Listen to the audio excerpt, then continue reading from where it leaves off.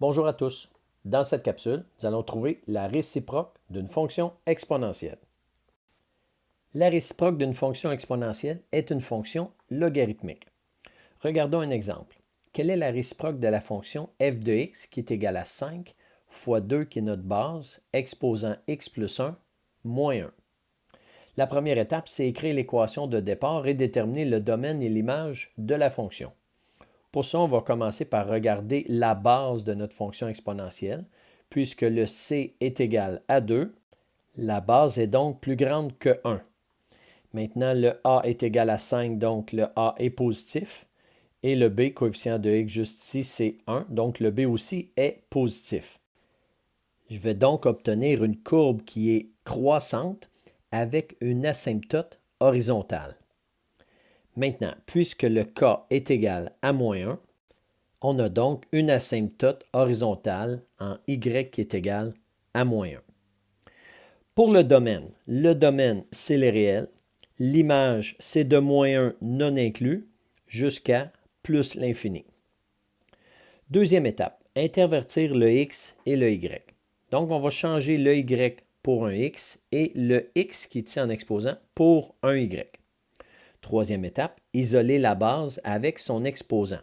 Donc, il va falloir se débarrasser du moins 1 qui est ici. On va donc additionner 1 de chaque côté.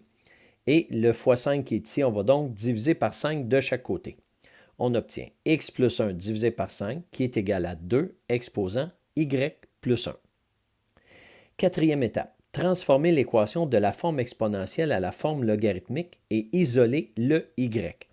Alors, je vais changer la forme exponentielle qui est ici. Le y plus 1 devient le membre de gauche de mon équation, ce qui va être égal à log en base 2, puisque la base de ma forme exponentielle, c'est 2, de x plus 1 sur 5.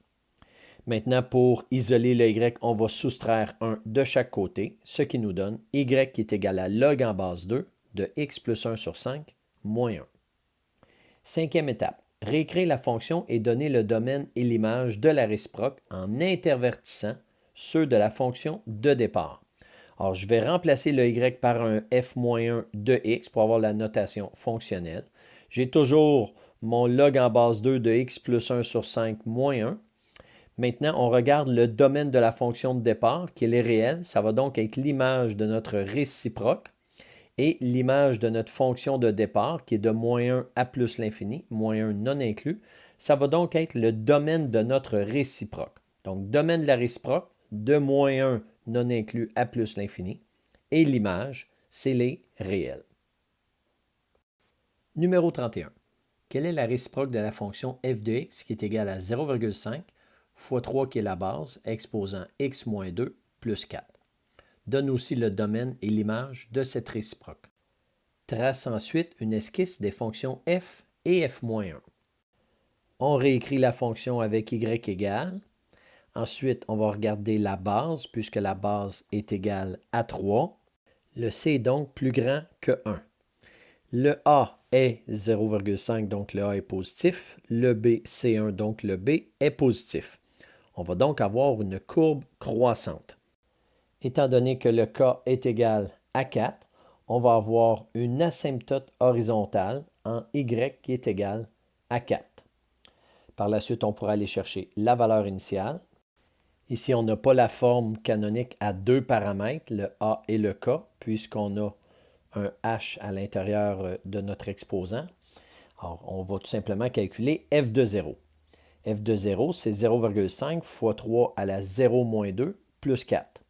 En effectuant ce calcul, on obtient environ 4,06. On a maintenant assez d'informations pour tracer l'esquisse.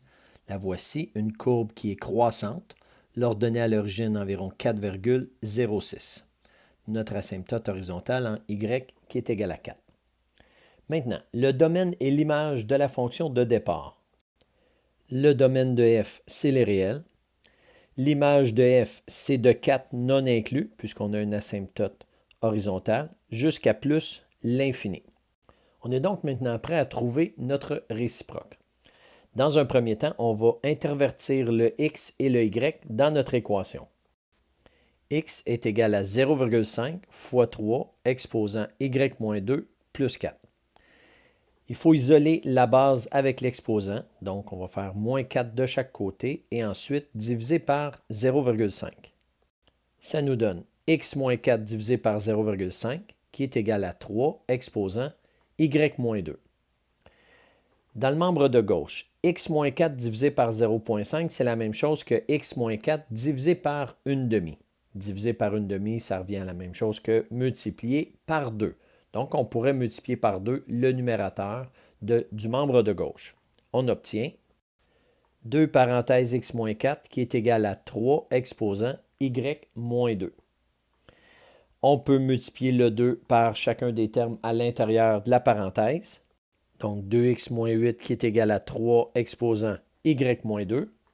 Et maintenant, on va pouvoir passer de la forme exponentielle à la forme logarithmique. Ce qui nous donne y moins 2 qui est égal à log en base 3 de 2x moins 8. Tout ce qui nous reste à faire, c'est additionner 2 de chaque côté pour isoler le y. On obtient donc y qui est égal à log en base 3 de 2x moins 8 plus 2. On réécrit la règle avec la notation fonctionnelle, le f-1 de x, et on obtient la règle de la réciproque, f-1 de x, qui est égal à log en base 3 de 2x moins 8 plus 2. On va maintenant écrire le domaine et l'image de la réciproque. En intervertissant le domaine et l'image de la fonction de départ, on obtient le domaine de la réciproque, qui est l'image de la fonction de départ, donc de 4 non inclus à plus l'infini. Et l'image de la réciproque, c'est le domaine de la fonction de départ, donc les réels. Tout ce qu'il nous reste à faire, c'est de tracer une esquisse de la fonction réciproque. Étant donné que la fonction f, on avait une asymptote horizontale en y qui est égale à 4, la fonction réciproque, donc la fonction logarithmique, va avoir une asymptote verticale cette fois-ci en x qui est égal à 4. C'est ce que je suis venu représenter juste ici. Pourquoi x est égal à 4? Puisque lorsque l'on cherche la réciproque d'une fonction, on intervertit le x et le y, puisqu'on avait y qui est égal à 4 pour la fonction exponentielle.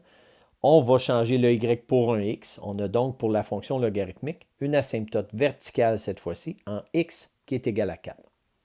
On sait aussi que les réciproques, c'est tout simplement des fonctions qui sont symétriques par rapport à une bisectrice qui passe par le premier et le troisième cadran. Donc, on pourrait tracer l'esquisse de notre réciproque de la fonction exponentielle et on obtient la courbe suivante. Je tiens à faire remarquer que par rapport à l'ordonnée à l'origine qu'on avait de la fonction exponentielle, le couple c'est 0 environ 4,06, on aurait le couple 4,06, 0 pour la réciproque. Maintenant, si vous regardez les deux courbes qui sont là, sont symétriques, ça a été tracé à l'œil. Donc, si on veut tracer un graphique très précis, il faudrait juste aller chercher d'autres points à l'intérieur du graphique. Ce sera dans la prochaine section qu'on verra les fonctions logarithmiques et le tracé du graphique de façon plus précise. Voilà.